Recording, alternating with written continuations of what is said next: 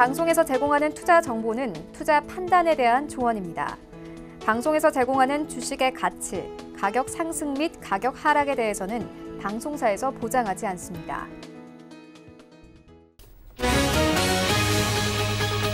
간추린 경제 뉴스입니다.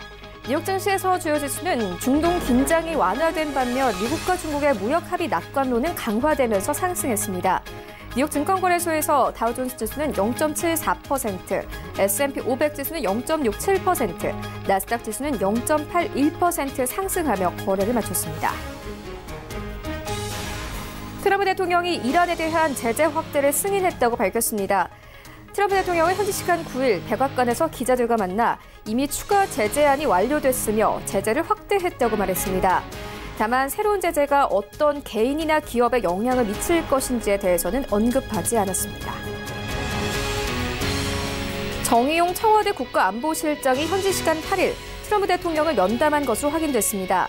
이번 면담은 정 실장이 한미일 고위급 안보 협의를 하기 위해 백악관을 방문한 계기에 이뤄진 것으로 극히 이례적인 일이라 한반도 정세가 엄중한 상황과 맞물려 주목되고 있습니다. 영국 하원이 현지 시간 9일 브렉시트 이행법을 최종 승인하면서 영국이 국민투표 이후 3년 반여 만에 이달 말 EU를 정식으로 탈퇴합니다. 이에 대해 영국 총리실 대변인은 중대한 긍정적 발걸음이라면서 이 나라는 브렉시트를 해결하기 원한다는 매우 명확한 메시지를 전달했다고 밝혔습니다.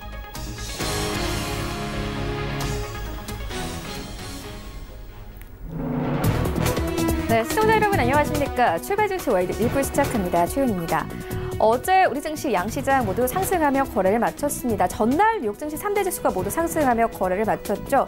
트럼프 대통령이 이란과 관련해서 이 평화적인 해결을 원한다라고 밝히면서 뉴욕 증시 3대 지수가 모두 힘을 받았고 그 힘을 우리 시장이 고스란히 가져가는 모습이었습니다. 어제 코스피 시장은 2% 가깝게 상승하면서 2186선까지 올라왔고요. 코스닥 시장은 더욱더 강했는데요. 4% 가깝게 상승하면서 666선까지 올라왔습니다. 전날의 급락부들 모두 만회하는 모습이었습니다.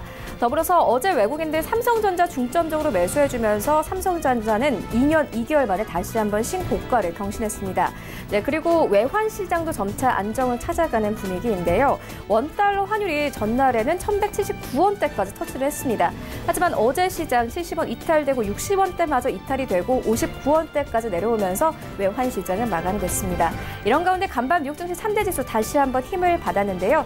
강세장 이어지고 있습니다. 이런 시장 상황들 출발 증시 와이드 1부에서 정확하게 알아보도록 하겠습니다. 먼저 오늘 다뤄볼 이슈들 화면으로 함께 만나보겠습니다. 네, 먼저 오늘 라이브 이슈타임 준비되어 있습니다.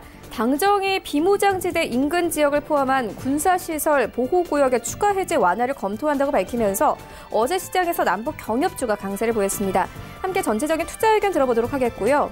이어서 현재 미국 라스베이거스에서 CES 2020이 열리고 있는 가운데 올해 처음으로 CES에 공식 참가한 두산이 수소 드론으로 미국 시장 공략에 나서겠다고 뜻을 강조했습니다. 관련한 내용 짚도록 하겠습니다.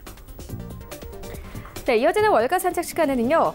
미국과 이란의 갈등으로 국제 유가가 우상향하고 있지만 아람코의 주가는 유가와 반비례하고 있는 것으로 나타났습니다. 이유 짚어보도록 하겠고요. 이어서 미국과 이란의 갈등이 쉽게 해결될 것으로 보이지 않는 가운데 이번에는 미국의 밀 경장농들의 불똥이 될 것으로 보입니다. 곡물 가격 변화 추이까지 함께 알아보도록 하겠습니다. 출발 증시 와이드 1부 지금 출발합니다.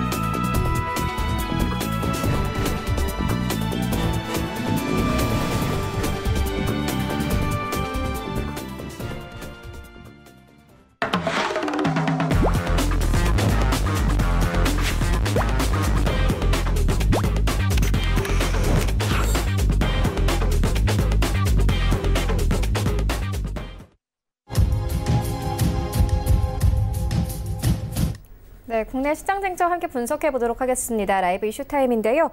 펠리즈 투자리서치 김민수 대표 전화 연결되어 있습니다. 안녕하십니까? 네, 안녕하십니까? 네, 현재 좀 속보가 하나 들어왔는데 미국 정부가 이란에서 추락한 우크라이나 여객기가 이란 미사일에 의해 격추됐을 가능성이 높다 이렇게 판단을 했습니다. 관련해서 좀 뉴스 들어오고 있는데 오늘 시장의 영향 어떨까요? 네, 관련된 얘기 아침부터 여러 가지 얘기가 나오고 있는 상황들인데 특히 지금 탑승 계획을 사망한 탑승 계획을 보다 보면은 이란 국민들이 제일 많고요. 네, 네. 거기다가 유럽 쪽 그리고 캐나다 쪽 국민들이 또 있다 보니까 그에 따른 이제 파장을 생각해야 되겠죠. 근데 아무래도 이번에 핵심의 쟁점의 핵심인 미국 국민은 탑승이 그렇게 없다라고 하게 되면은 일단 미국은 약간 배제가 된 상황 쪽에서 약간 이란의 책임 떠넘기기가 상당히 좀 좋은 상황이라고 봐야 될 것 같은데 근데 지금 분위기는 고의는 아니었다라고는 할 수는 있는 상황이어도 이제 여러 가지 개연성으로 봤을 때는 이란이 미국의 기지를 공격하기 위해서 발사했던 미사일 때문에 격추됐을 가능성도 상당히 높다고 봐야 될 것 같고요. 하지만 이 부분을 통해서 어떻게 보면 이란이 오히려 좀 궁지에 몰릴 수 있을 가능성이 더 크다고 봐야 될 상황이죠. 왜냐하면 자국 국민이 이번에 또 어떤 장례식 때 벌어졌던 사태라든가 이번에 나오고 있는 또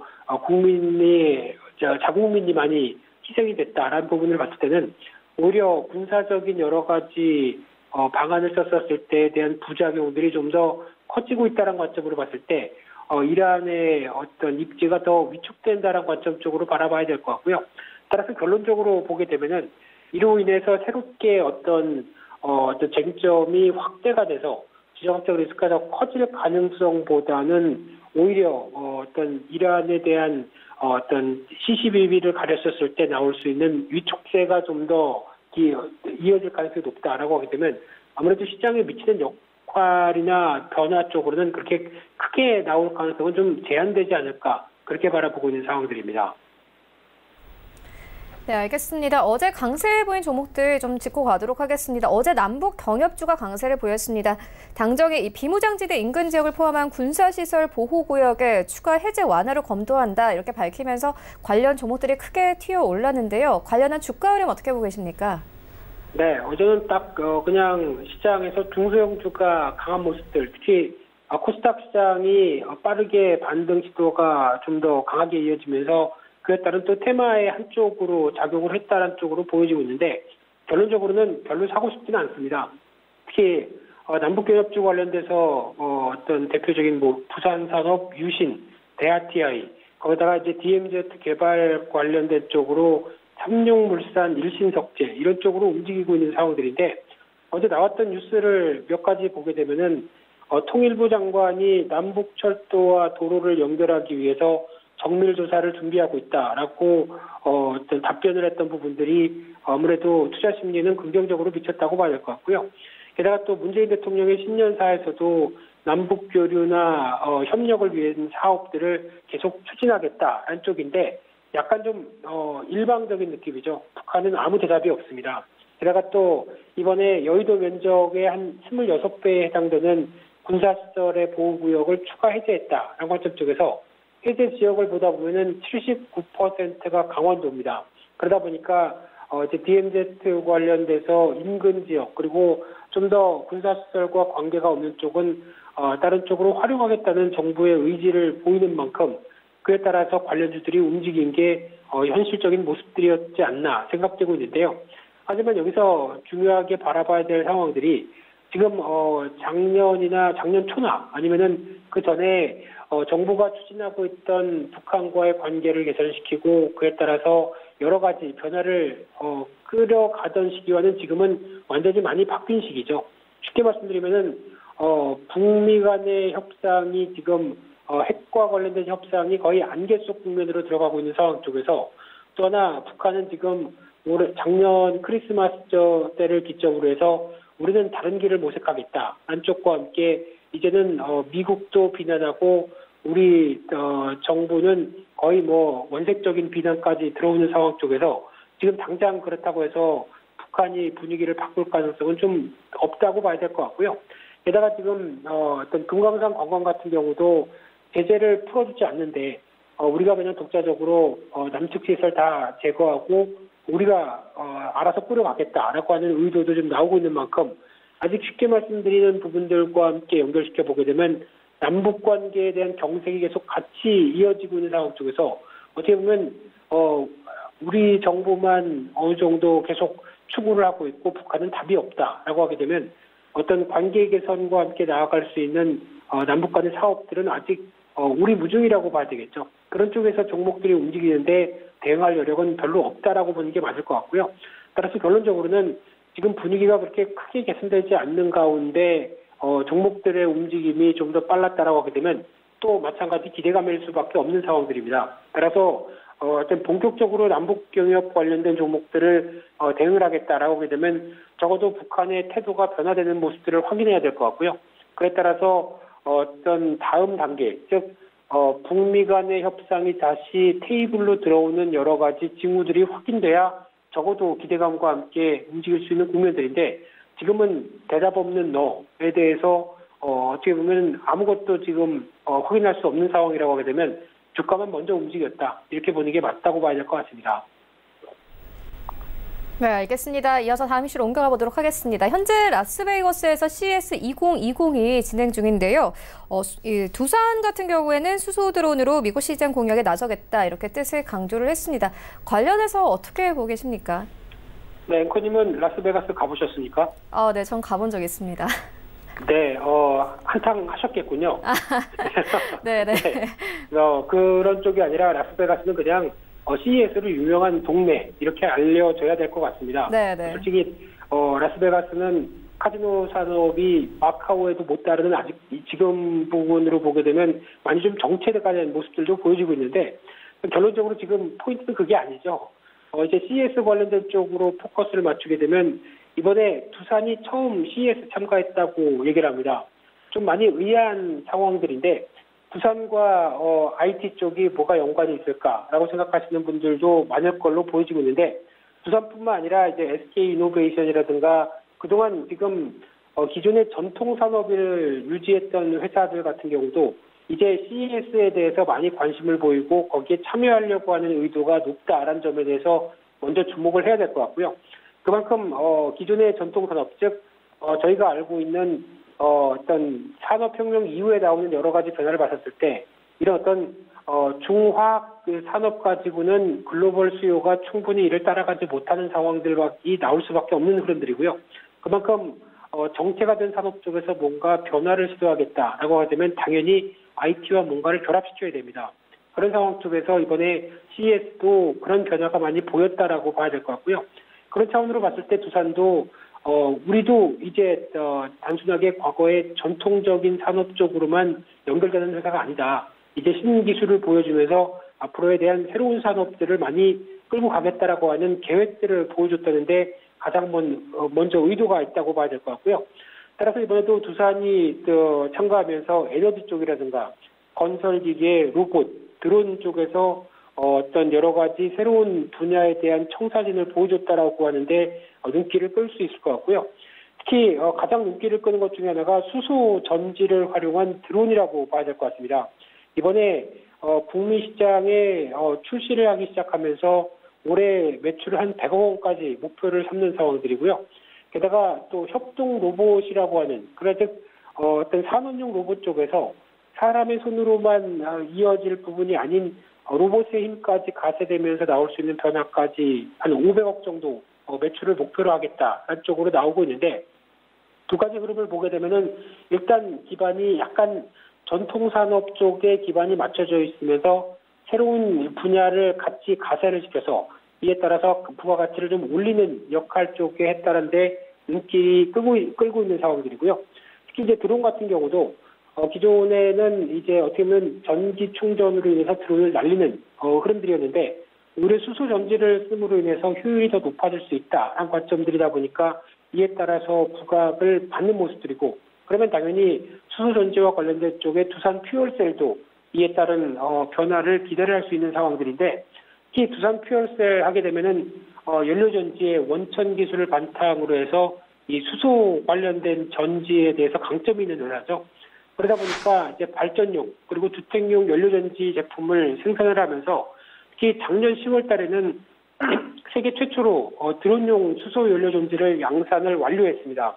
그러다 보니까 이에 따라서 두산 퓨얼셀도 앞으로에 대한 변화 기대감은 상당히 높은 상황이긴 하지만 최근에 주가는 좀 올랐다라는 관점 쪽에서 좀 차익 매물이 나오고 있는 상황들이고요.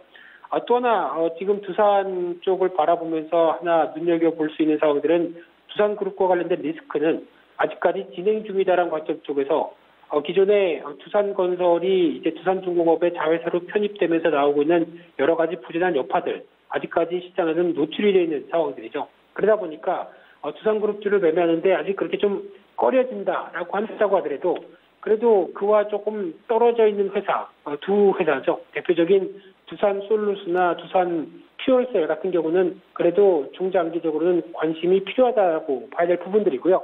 무엇보다 이제 미래 성장성에 대한 여러 가지 흐름들의 어떤 변화들은 계속 꿈꾸고 있다라는 관점 쪽에서 두 회사에 대한 흐름들은 계속 관심 있게 보는데 특히 개인적으로는 두산솔루스가 조금 더 관심이 높습니다. 특히 대표적으로 이 회사 같은 경우는 2014년도에 전지박 관련된 원천 기술을 보유한 회사 룩셈부르크의 동박업체 서킷 포일을 인수를 했죠. 그러다 보니까 특히 앞으로의 어떤 전기차 관련된 그리고 2차전지 관련된 쪽의 성장성을 그대로 안고 갈 수 있는 대표적인 종목이다라고 보여지고 있는 상황들인데 그러다 보니까 작년부터 헝가리 공장을 신설했고요. 그러면서 전지박 사업을 본격화하는 상황들인데 올해 하반기부터는 아마 상업 생산까지 이어질 걸로 보여지고 있습니다. 그런데 주목을 해야 될 이유가 이 부분이 유럽 유일의 전지박 제조 공장입니다. 그러다 보니까 지금 전기차 관련돼서 올해 가장 뚜렷하게 성장할 수 있는 쪽이 어디냐라고 보게 되면 당연히 유럽입니다. 작년 하반기부터도 뚜렷하게 보여주는 상황들이고요. 특히 비상기후 협약을 선언할 정도로 어떤 환경에 대한 관심이 상당히 높아지면서 지금 시장 분위기는 유럽에 대한 성장세가 전기차 시장에서 가장 높을 것이다라고 전망하는 만큼 그에 따라서 전기차 관련된 2차전지 쪽에 대한 핵심적인 부품 쪽에 어떤 드라이브를 걸고 있다라고 보게 되면 당연히 기대감이 높다고 봐야 될 부분들이고요.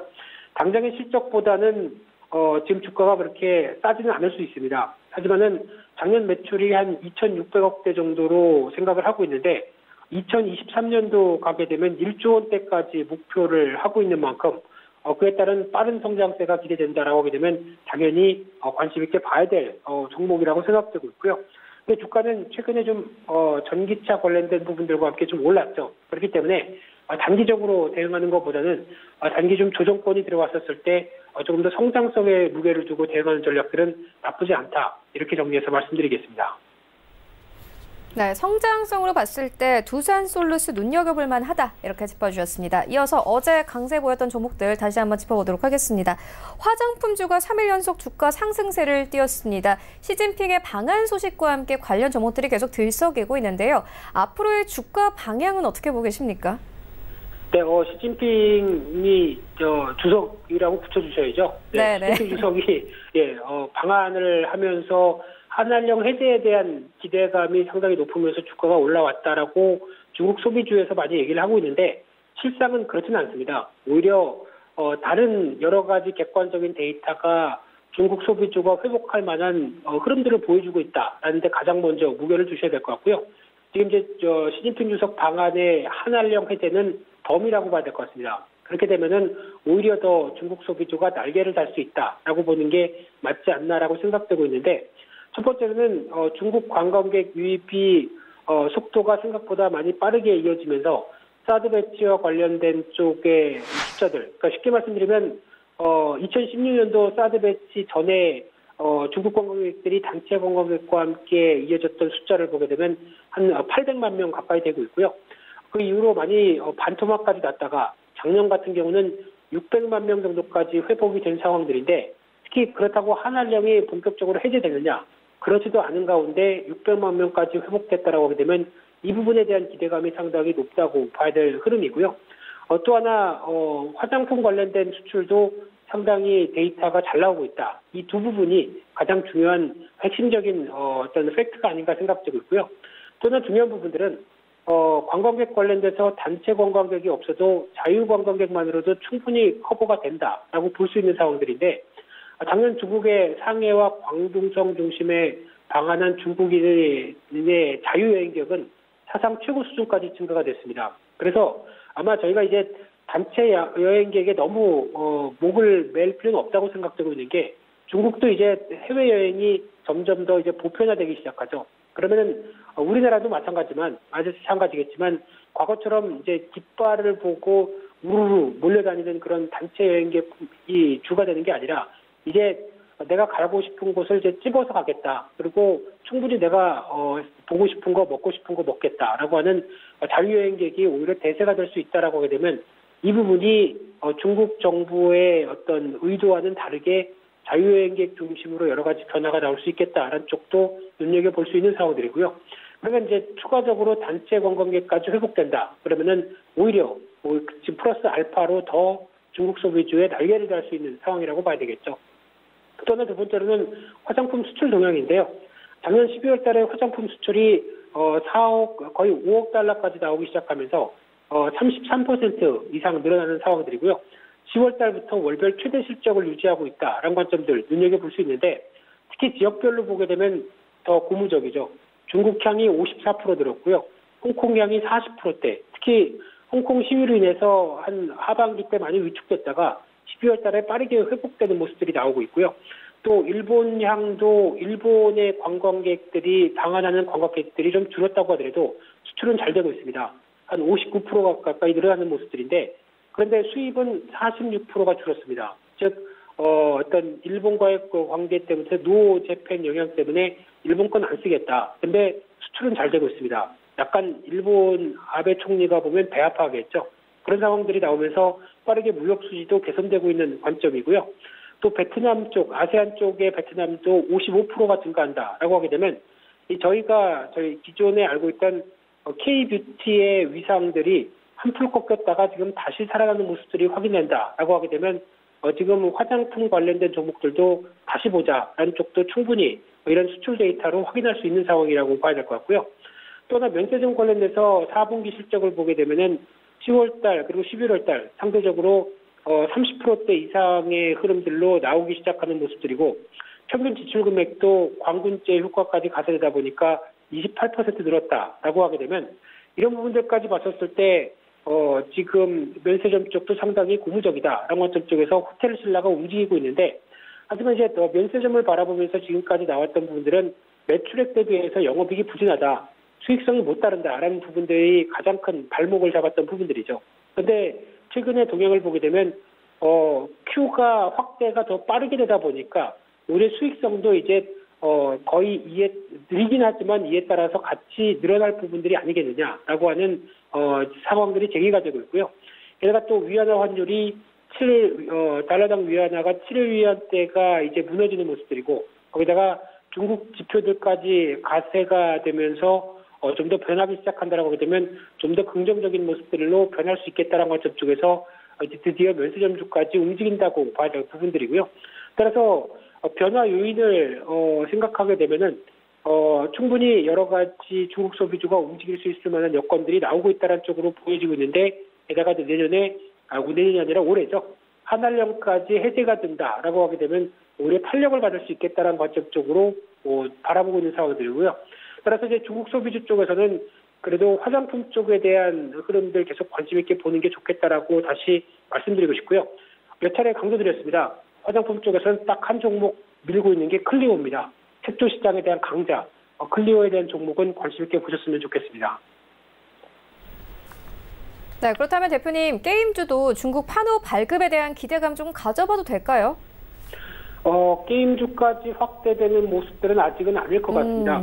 특히 이제 게임 관련된 쪽에 또 중국 소비에 대한 여러 가지 모멘텀 쪽에 게임, 컨텐츠 이런 종목들도 같이 변화가 나올 가능성에 대해서도 고개를 들 수 있는 상황들인데, 근데 지금 흐름으로 보게 되면은 게임주 같은 경우는 일단 무엇보다 판호가 본격적으로 열려야 되는데, 중국 정부의 의도는 판호를 자국 산업을 키우기 위한 여러 가지 방편으로 삼았다라고 하게 되면 본격적으로 아직 회복하기는 아직은 그렇게 크게 변화를 기대하기는 좀 힘들다고 생각되고 있고요.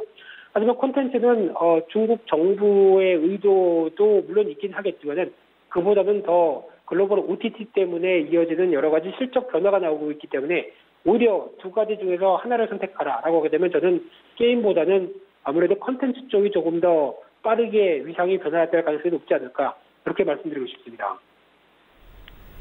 네, 알겠습니다. 지금까지 펠리즈 투자리서치 김민수 대표와 함께했습니다. 고맙습니다. 네, 감사합니다.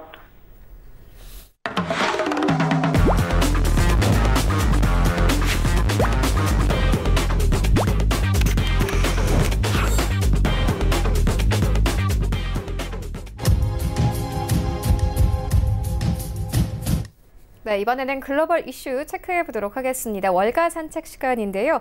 KTB 투자증권 이성훈 과장 전화 연결되어 있습니다. 안녕하십니까? 네, 안녕하십니까? 네, 먼저 첫 번째 이슈부터 시작을 해보도록 하겠습니다. 미국과 이란의 갈등으로 국제 유가는 우상향하고 있지만 이 아람코의 주가는 오히려 유가와 반비례하고 있는 것으로 나타났습니다. 이유 어디에 있습니까? 네, 우선 아시다시피 아람코 같은 경우는 세계 최대 석유 회사입니다. 매일 1,200만 배럴, 그러니까 우리나라 리터로 봤을 때는 19억 680만 리터의 석유를 생산하고 또 이 부분 정제하고 세계에 판매하는 회사가 바로 이 아람코라고 볼 수 있겠는데요. 이 아람코가 지난 12월 기업 공개, 그러니까 IPO를 하고 사우디 타다우 증권 거래소에 상장을 했는데 우선 전체 주식의 1.5%만 시장에 내놓았는데 공모가가 무려 30일 이하 우리나라 돈으로 1,238원 정해지면서 기업 가치가 2,500조 원에 육박했습니다. 미국 최대 기업 애플 가치보다 1,000조 원이나 좀 많은 것인데요. 아람코의 주가 추이를 본다고 한다면 아람코 주가는 상장 첫날 4.6% 오르면서 좀 순조롭게 출발했는데 이후에 3거래 연속 상승하면서 주당 38 이하로 고점을 좀 찍었고요. 그러나 곧 하락세로 좀 반전을 했었습니다. 작년 12월 19일에 30월 이하일대로 떨어지더니 이번 달 5일에는 34알 이하일대 나타냈는데요. 특히 지난 3일이죠. 미국이 무인기로 이란 군부 실세 이 솔라이미니 쿠르스군 사령관을 암살한 이후에 우선 이 거래일 동안 가까이 1.71%, 0.14% 하락했는데 반면에 이 아람코 실적에 도움이 되는 국제 유가는 아람코 상장 이후에 지금까지 어떤 7% 가까이 좀 급등한 모습을 보여주었습니다. 한마디로 아람코 주가와 국제 유가가 서로 다른 추이를 보이는 것은 역시 사우디 증시가 중동 정세에 큰 영향을 받기 때문이라고 좀 볼 수 있는데요. 미국과 이란의 갈등으로 긴장이 고조되면은 사우디에도 악재로 작용하는 부분이라고 볼 수 있겠는데 실제로 사우디 타다우 지수는 올 들어 2.3% 떨어졌고 같은 기간 사우디 10년물 달러 표시 국채 금리 같은 경우는 2.96%로 0.11% 올랐습니다. 이 부도 위험을 알려주는 5년물 이 신용 부도 스와프 그러니까 CDS도 상승한 모습 보여주었는데 이 아람코 시설이 이 이란의 어떤 공격 목표가 될 위험 이런 부분이 어느 정도 불안감을 계속 자극하지 않나 판단이 되고 있고요. 이 사우디와 이란은 모두 이슬람 국가지만 각각 수니파와 이 시아파로 종파가 다릅니다. 이 때문에 오랜 기간 앙숙으로 좀 지내왔었고 이 미국과의 관계도 이란은 반미, 사우디는 친미로 좀 나눠지는데 이 사우디에는 미군 기지도 있습니다. 이란이 미국에 대한 보복으로 사우디 내 미국 기지나 아니면 석유 시설을 공격할 가능성이 좀 제기됐는데 실제로 지난 9월이었죠. 아람코 석유시설 두 곳이 무인기 공격을 받았는데 배후로 이란이 지목되기도 했습니다. 우선 지금 현재 봤을 때 이란의 아람코 공격은 올해 다시 발생할 수 있다라는 의견이 좀 많다라고 볼 수 있겠고 이를 생각하면은 아람코 주가는 아마도 몇 퍼센트 더 내려야 할 것이라는 부분이 전문가들의 의견이다라고 볼 수 있습니다. 사우디 지수 하락은 심각하지 않은 수준인데 사우디가 특별히 위험하다기보다는 이 지정학적 위기 구조로 말미된 이 신흥시장 충격의 결과로 봐야 하지 않나 이렇게 좀 판단이 됩니다. 네, 미국과 이란의 갈등이 쉽게 해결될 것으로 보이지 않는 가운데 이번에는 미국의 경장농들의 이 불똥이 튈 것으로 보입니다. 중동 지역으로의 밀 수출까지 걱정해야 할 처지가 되는데요. 앞으로의 방향 어떻게 보고 계십니까? 네, 우선 지금 현재 중동 미국과 이란의 그런 위기감 때문에 지금 현재 미국 농민들도 중동 쪽으로의 수출 부분을 많이 좀 고민을 하고 있는데요. 우선 지난 중국과 무역 전쟁으로 옥수수 수출에서 심각한 타격을 입었던 게 미국 농민들이라고 볼 수 있겠는데, 이 이란을 비롯한 중동 지역의 반미 정세가 확산되면서 이 중동 지역으로의 그 밀 수출을 걱정해야 될 처지가 됐다라고 볼 수 있겠고요. 상황이 어떻게 전개될지는 속단할 수는 없지만, 지금 현재 미국 농민들은 빠르게 점유율을 키우고 있던 중동 밀시장에서 대규모 손실을 각오해야 할 가능성을 좀 배제할 수 없게 됐습니다. 우선 지금 현재 미국 농무부에 따르면은 중동 시장은 이번 밀 수확기인 2019년부터 2020년 밀 1,730만 톤을 외국에서 수입할 전망인데요. 이 가운데 미국산의 비중은 크지 않을 것으로 예상되지만 중동 시장은 동남아시아와 북아프리카를 제외한 최대 밀 시장으로 미국의 시장 점유율이 증가하는 추세에 있었습니다. 미국 국제교역위원회에 따르면은 2018년 미국의 대중동 밀 수출 규모는 160만 톤 수준이었는데, 아직 규모는 작지만 시장 자체가 크고 미국산 비중이 점착되는 상황이어서 미국 농민들이 거는 기대는 컸습니다. 특히 이란의 어떤 영향력이 큰 이라크와 예멘 같은 경우에는 중동에서도 미국 밀 수입의 큰 손이었는데 당연히 좀 타격을 받지 않을까 판단되고요.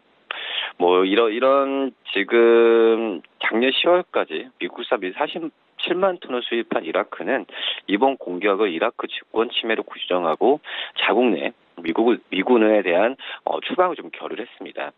트럼프가 미군 추방이 현실화되면 전례 없는 보복에 나서겠다 울음장을 놓고 있어서 현실화할지 여부는 알 수 없지만 미국에 대한 감정이 이전보다 악화된 것은 틀림없다라고 볼 수 있겠고요. 게다가 미국 농민들은 인근 뉴질랜드까지 영향을 미치고 있는 이 호주 대형 산불과 또 올해 달러 약세를 발판으로 밀 수출이 확대될 것이라는 기대감을 안고 있었는데, 이란과 갑작스레 불거진 갈등이 이를 물거품으로 만들고 있다고 볼 수 있겠고요. 이 미국 농민들은 밀 주요 생산국 가운데 하나인 호주가 대형 산불로 작황에 타격을 입고 수출도 어려울 것이어서 그 반사 이익을 볼 것으로 좀 기대를 했습니다. 또 달러 약세는 미국의 밀 수출 가격 경쟁력을 높여주고 중개인들의 미국 상품 수요 확대를 불러서 밀 가격 상승을 부추길 것으로 기대해 왔는데요. 그러나 이제 지난 3일 이란 장성 암살 뒤 분위기는 달라졌습니다. 이 불안감이 높아지면서 안전자산인 달러 가치가 뛰었고, 이 때문에 선물 시장에서는 밀을 포함한 어떤 달러와 금 같은 안전자산으로 돈이 좀 이동했는데, 우선 이 미국의 어떤 공습 뉴스 같은 경우에는 지금 투자자들을 달러와 금 같은 안전자산을 밀어 나왔다면서 미국과 이란 간의 갈등 확산에 따른 지속적인 불확실성이 향후에도 달러 강세 흐름을 더 강하지 않을까 판단되고요. 그러면서 당연히 밀 수요도 줄어들 수 있게 만든 것이라지 않을까 이렇게 좀 생각이 되고 있습니다. 이 공습 이전만 하더라도 상승세를 타면서 작년 여름 이후에 최고 수주인 부실당 5.6달러까지 올랐던 이 밀 가격이 공습 이후에는 약세로 돌아가면서 이틀간 2.2% 급락한 5.5달러로 하락한 부분이 있었는데, 우선 여기 당연히 유가가 상승하면은 이 밀에 대한 운송비 부담 상승분까지 미국 농민들이 안게 되기 때문에 이번에 그 미국 농민들에 대한 어떤 좀 불만이 계속 제기되지 않을까 이렇게 판단됩니다. 네, 이어서 중국 증시 살펴보고 가도록 하겠습니다. 중국 정부 측이 이 천문학적 규모의 가계 예금을 증시로 유입시키겠다 이렇게 밝혔습니다. 관련해서 중국 증시 힘 받을 수 있을까요? 네, 우선 지금 중국 자본시장에서 1경 원대에 이르는 막대한 예금을 갖고 있는 중국이 이 금액에서 일부라도 증시로 유입된다면은 올해 중국 증시가 화랑으로 이어질 가능성이 크다는 장밋빛 전망을 지금 내놓고 있습니다.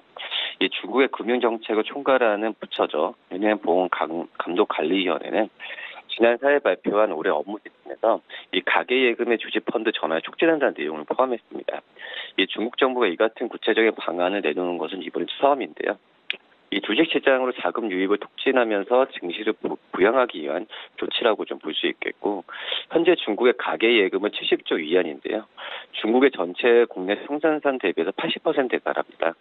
이 은행보험감독관리위원회는 이번 지침에서 이 가계의 예금을 어떻게 주식형 펀드로 전환할 것인지에 관해서는 구체적으로 언급하진 않았는데요. 이 중국이 국가의 권한이 강한 사회주의 국가이긴 하지만 이 정부가 개인의 주식 펀드 가입을 권장한다고 해도 개인들에게는 이를 강제할 수는 없습니다. 이 시장에선 대신 은행의 예금을 받아 보관 중인 자금을 주식 펀드 투자할 수 있도록 정부가 규제를 완화함으로써 예금 중에 일부가 주식을 자연스럽게 전환되는 방식을 택할 것이라는 관측이 좀 모색되게 되고 있고요. 이 4대 은행을 비롯한 중국의 은행들 같은 경우는 중앙이나 지방정부의 직접적인 관리 대상인 이 국유은행이라는 점에서 정부 지침의 영향을 크게 받는다라고 볼 수 있겠고, 우선 중국 증시는 선진국 증시보다는 기관 투자자와 외국인 참여도가 낮고 개미로 불리는 개인 투자자들이 주도합니다. 이 기업의 가치를 기반으로 한 장기 투자자 비율이 적다 보니 작은 풍문에도 주가가 급등락하는 큰 변동성이 있는 상황이고요. 우선 이제 중국에서도 증시 전문가들은 이 수시로 이탈하지 않는 장기 자금 및 증시 유입은 장기적으로 큰 호재가 될 것으로 좀 보고 있는데, 우선 현재 상하이 증시 상장사의 전체 시가총액은 36조 위안, 우리나라 돈 한 6천조 정도 되는데, 이 선전 증시 상장사의 전체 시가총액 24조 위안, 4천조 정도 가량입니다. 우선 금융당국이 더 많은 자금이 직접 증시에 유입되도록 지금 계획하고 있는데, 우선 중국 정부가 증시를 지원하는 태도를 좀 보이고 있는 상황이고요. 우선 작년 상하이 증시에 과학기술 혁신판을, 그러니까 스마트 스타마켓이었죠, 신설하면서 상대적으로 발전이 더딘 자본시장 육성에 강한 의지를 보이고 있는 부분도 이 부분 대변한다 볼 수 있겠고요. 미국의 중국 제조 2025를 비롯한 중국 정부의 직접적인 산업전 정책을 노골적으로 견제하면서 이 중국이 자국의 미래를 이끌 주요 산업 육성을 위한 자금의 일부를 어떤 국가 대신에 자본시장에서 조달하는 방법으로 전략을 변화시키는 중요하고 좀 볼 수 있겠고요. 또 이제 미국과 무역 전쟁 완화 기대감과 또 중국의 자본시장 육성 정책 등에 관한 기대감에 힘입어서 중국 증시의 벤치마킹인 상하이 종합지수는 작년 한 해가량 20% 상승했기 때문에 어느 정도 이 자금에 대한 증시의 자금 유입에 대한 부분을 계속 독려하지 않을까 이렇게 보입니다. 네, 알겠습니다. 이어서 다음 이슈 다뤄보도록 하겠습니다. 코트디부아르와 가나 등 이 주요 카카오 생산국들이 이 카르텔 결성에 나선 것으로 확인이 됐습니다. 초콜릿 제품 가격이 상승할 것이다, 이렇게 전망 나오고 있는데 이 시장 영향은 어떻게 보고 계십니까? 네, 세계 카카오의 60% 이상을 생산하는 이 코트디부아르와 가나 같은 경우가 이 카르텔을 결성하면서 현재 톤당 2,500달러에 거래되는 가격에 400달러를 추가해서 판매하기로 결정했습니다. 그렇기 때문에 케이크와 아이스크림, 초콜릿바와 같은 제품값이 비싸질 것으로 좀 예상이 되고 있고요. 지금 현재 톤당 400달러 추가 부과가 오는 10월부터 실시될 예정인 상황을 볼 수 있겠고, 그렇기 때문에 트레이더들과 브로커들은 이것이 지난 20여 년 중 시장의 가장 큰 변화가 될 것으로 좀 판단을 하고 있습니다. 우선 세계 코코아의 3분의 2가 이 가나와 코트디부아르에서 생산되는 것을 외면하기 힘들다면서 결국 소비자들의 가격 부담이 커질 것으로 전망되고 있고요. 두 나라 외의 소규모 카카오 이 생산 국가들 또한 추가 프리미엄을 부과할 것으로 예상되면서 일부 가공업체들은 미리 제품 가격의 인상을 준비를 하고 있고, 이 카카오에 대한 수입원을 새로 찾는데 분주한 것으로 좀 전해지고 있습니다. 우선 이 카카오 원두 480만 톤이 가공되면서 다 아시다시피 허쉬나 M&M, 스니커즈와 같은 이 제조업체들을 거느리고 있는 어떤 기업들 같은 경우에는 고민이 많다라고 볼 수 있겠고요. 일부 제조업체들은 보다 더 저렴한 가격에 가공 코코아를 들여오기 위해서 1년 전에 구매 계약을 체결까지 하고 있는 상황이라고 볼 수 있겠습니다.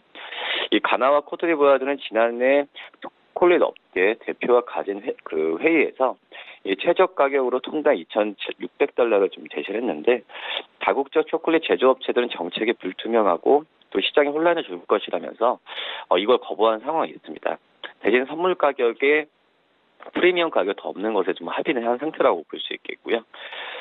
우선 초콜릿 산업에 세금 10억 달러 부과하는 것이나 마찬가지라는 좀 평가가 지금 있다라고 볼 수 있겠고요. 아무튼 세계은행에 따르면 카카오 농계의 80%가 하루 3달러 미만으로 지금 살아가고 있는데 생활 수준이 향상되지 않고 있는 것으로 나타나지고 있습니다. 그렇기 때문에 이번에 카카오에 대한 가격에 대한 인상 부분 같은 경우에는 이런 생산국들에 대한 어떤 생활 처우나 이런 부분이 근본적으로 안 바뀌는 상태에서 나오지 않았나 판단이 되고 있고요. 우선 석유와 달리 어떤 이 재배에서 수확까지 여러 해 걸리는 특성에 맞게 규제가 필요하다는 요구가 지금 많이 나와주고 있는 상황이다라고 정리할 수 있겠습니다. 네, 알겠습니다. 지금까지 KTB 투자증권 이성훈 과장과 함께했습니다. 고맙습니다. 네, 감사합니다. 네, 1부는 여기서 모두 마치도록 하고요. 잠시 후 2부에서는 전문가들과 함께하는 종로 라이브쇼 라이브 매매 타임이 이어집니다. 여기에 더해서 오늘장에서 이슈볼이라고 있는 특징주까지 꼼꼼하게 살펴봐 드리겠습니다. 채널 고정해 주시고요. 저희는 잠시 후 2부로 다시 찾아오도록 하겠습니다.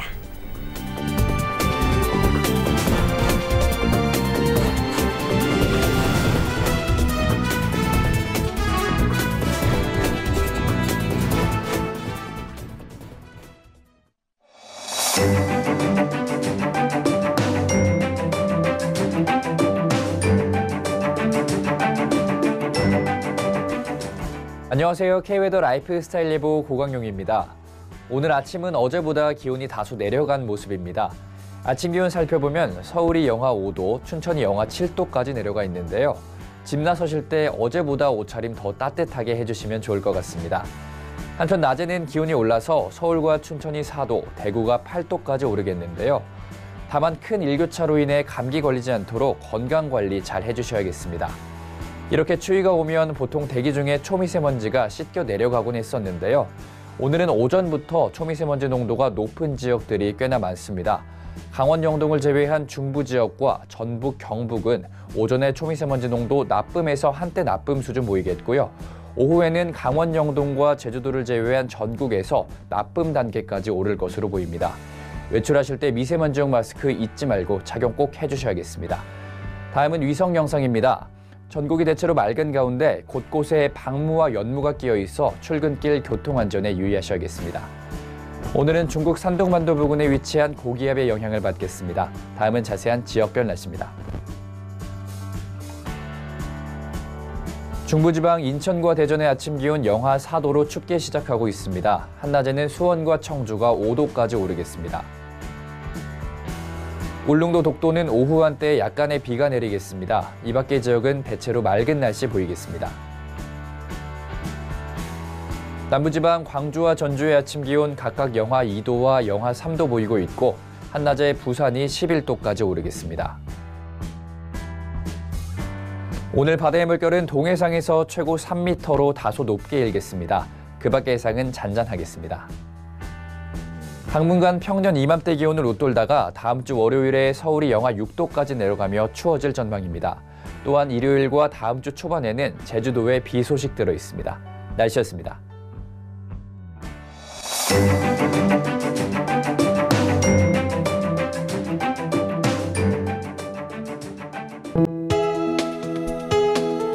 본 방송에서 제공하는 투자 정보는 투자 판단에 대한 조언입니다.